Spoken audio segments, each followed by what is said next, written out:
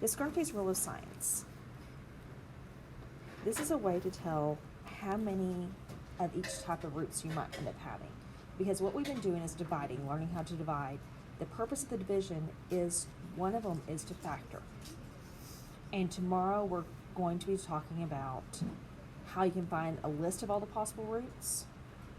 But before you start trying all of them, which is what I had to do as a student, because my teacher didn't teach me Descartes, we just went through and tried every single one. In fact, it's very old. This helps narrow down our options, especially if you find out that there's only one possible positive. So once you find that one, you're not going to keep going. So we'll have problems like this that we need a factor in order to solve. Is that to the 7th? Yes. So in order for us to find the solutions, we need to factor it and have factors able to set equal to 0. In order to find factors, we need to figure out how many possible roots. So these are all leading into the same concept. We're learning one stage at a time through this lesson. And so today, we are going to be looking at how many possible positive roots, negative roots, and imaginary roots we have with each of these scenarios. And so let's first identify how many possible positive roots we have. So we go from the original problem, no changes, because we have a positive x plugged in. And we're going to underline all the positive ones with a positive coefficient or a plus sign in front. And I'm going to use blue to underline all of those. And so you should at this point have everything underlined except for the negative x cubed. I'm going to use a different color, or you can use a different design for underlining the negative. Or if you want to leave it not underlined, that's another way of seeing the difference. It's just a way for you to identify positives and negatives easiest. And we're going to count how many sign changes have we occurred. So we started off positive, we went to negative, then we went back to positive. So how many sign changes do we have? We had 2. So that means that I have 2 possible 2, 0, we have to count down by 2's each time we do this. Possible positive roots. And so on this, we have sets, because if we're going to count down always by 2's, because 2 of the same thing are going to create, we're not going to have sign changes with 2 of like. So we have 2 or 0 possible positive roots. So what this means is I could have no positives as roots. Or I could have 2 of them with positive roots. So if I find 1, that means there's a possibility of a second. Not a possibility, there will be a second. Because you can't have just 1 positive root. Okay, now comes the only tricky part of this. We are going to replace all x's with a negative x. So you have 4 times negative x to the 7th plus 3 times negative x to the 6th plus negative x to the 5th plus 2 times negative x to the 4th minus negative x cubed plus 9 times negative x squared plus negative x to the 1st plus 1 equals 0. So now, when we're raising something to a power, a negative to a power, if we have negative 1 raised to the 7th power, that's negative 1 times itself 7 times, the answer is going to be negative. If I have negative 1 raised to the 6th power, negative 1 times itself 6 times, the answer is positive. So if you're raising it to an odd power, it's going to change the sign in front. If you're raising it to an even power, the sign stays the same. So let's go through and look at each one of these. And so the 7 tells me that I'm going to change the sign in front. The 6 tells me I'm going to stay the same. The 5 tells me I'm going to change. The 4 tells me stay the same. 3, change.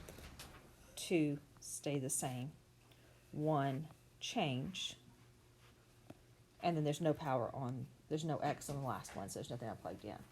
And so what that's going to do is it's going to become negative 4x to the 7th plus 3x to the 6th minus x to the 5th plus 2x to the 4th plus x cubed plus 9x squared minus x plus 1 equals 0.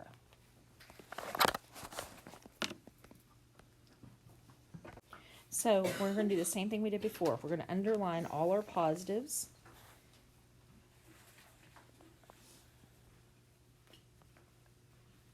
And then we're going to go back and either change the style of underline, change the color of underlining, or leave it blank under all your negatives so we can count the sign changes. And so we count our sign changes. I started off at negative, went to positive, went back to negative, positive, negative, positive. So I had 1, 2, 3, 4, 5 sign changes.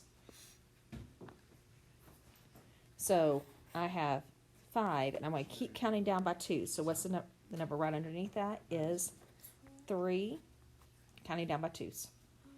And then it's 1. Possible, negative, roots.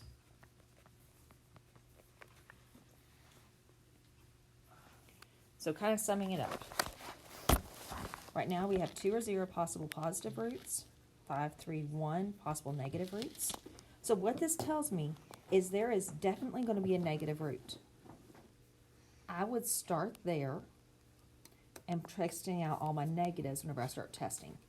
And like I said, I know that right now we're not worried about what those are, but this is leading into tomorrow's, which is leading into what we're going to be doing with these all together on Friday. Friday we're going to be going back to the division, but up to that we're just going to kind of keep working its way through. Now, the only one I haven't talked about is how do you find how many possible imaginary roots you have? Well, you go back and you look at your degree of your problem. So we have a 7th degree polynomial.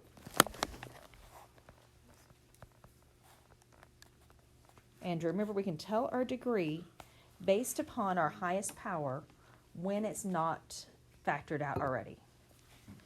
And so since this one's not factored out already, we know that the degree is going to be based upon the highest power, which is a 7.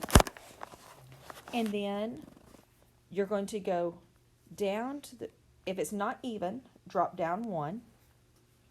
So 6, and we're going to count by 2s down. So 6, 4, 2, or 0. Possible, imaginary,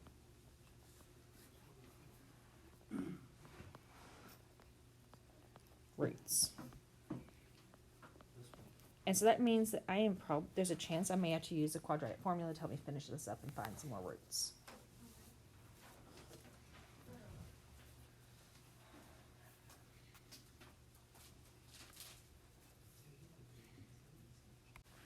We are going to start the same way we did last time by identifying how many sign changes we had.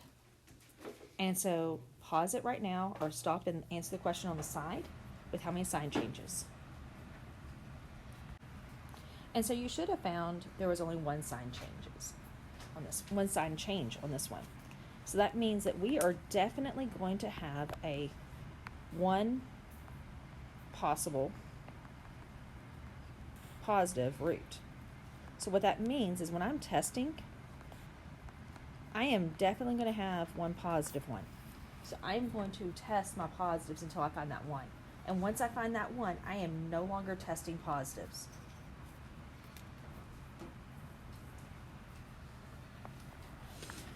Now I have to plug in the negative. So go ahead and plug in the negative. Pause it here. and see what signs do you have. So now we're going to try to find how many sign changes did you have. So go through and underline and see how many sign changes do you have and list out your possible roots, possible negative roots. So you should have had 2, 0 possible negative roots. Now we need to identify our imaginary.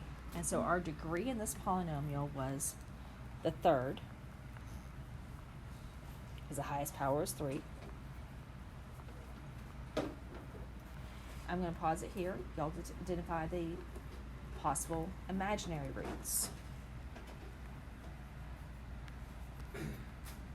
So you should have ended up with a 2 or 0 for possible imaginary roots because we have the third degree. We have to go down to the even number right below it, making that a 2, and going on. So what if I had had like a 4th degree? Well, then you would start at the 4 and go down. You don't have to reduce on an even. You only have to reduce on odd degrees.